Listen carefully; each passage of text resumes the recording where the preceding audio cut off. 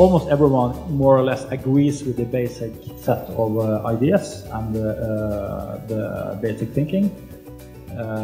But it's a matter of how do you implement it in your reality, in your practical day-to-day life, and especially when things appear to be very difficult and complex. Moi, dans ma vie de maman et de formatrice aussi, ce que j'ai, là où je prends ma responsabilité, où je prends l'ampleur de la responsabilité personnelle que j'ai, c'est de respecter moi-même ma propre intégrité. Et ça veut dire de me connaître et de connaître mes limites, ce que j'ai jamais appris à faire quand j'étais enfant. Et que si je veux transmettre ça à mes enfants, c'est-à-dire de respecter leurs propres limites, je dois d'abord l'apprendre moi.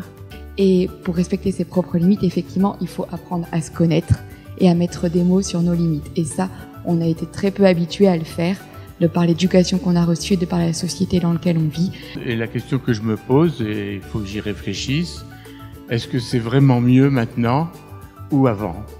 What we don't need are obedient people who are scared to think with their own mind, who follow the orders without questioning and, things like that. We do need responsible people with integrity who dare do what they believe is right and who take responsibility. C'est un petit peu ça ce que nous demandent les enfants, ce que nous demandent de faire les enfants. C'est-à-dire que dans la relation traditionnelle à l'enfant, où on fait de l'enfant un objet, nous on regarde du haut et c'est notre point de vue qui domine, c'est celui-là qui vaut et rien d'autre. Ce qui nous invite à faire les enfants, c'est aujourd'hui à se mettre à leur hauteur et à regarder un peu le monde avec leurs propres yeux. C'est un petit peu de ça dont il s'agit. Tout en gardant aussi notre position d'adulte qui a le leadership et qui est la figure d'autorité. Equal dignity is the shortest version to see if a relationship is on same level. Pour moi, l'authenticité, ça c'était toujours le valeur qui était le plus clair pour moi, parce que c'est vrai, si on veut être en contact, il faut être authentique. Mais finalement, maintenant, je vois que ça c'est la valeur le plus difficile.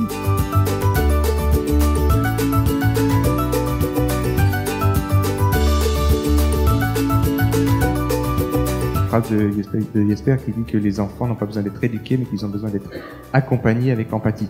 Et je crois que c'est vraiment, pour moi, le sens de toute cette expérience, de montrer ce que c'est vraiment, pas uniquement dans la tête, mais corporellement, ce que ça signifie que d'accompagner dans l'écoute et dans l'empathie.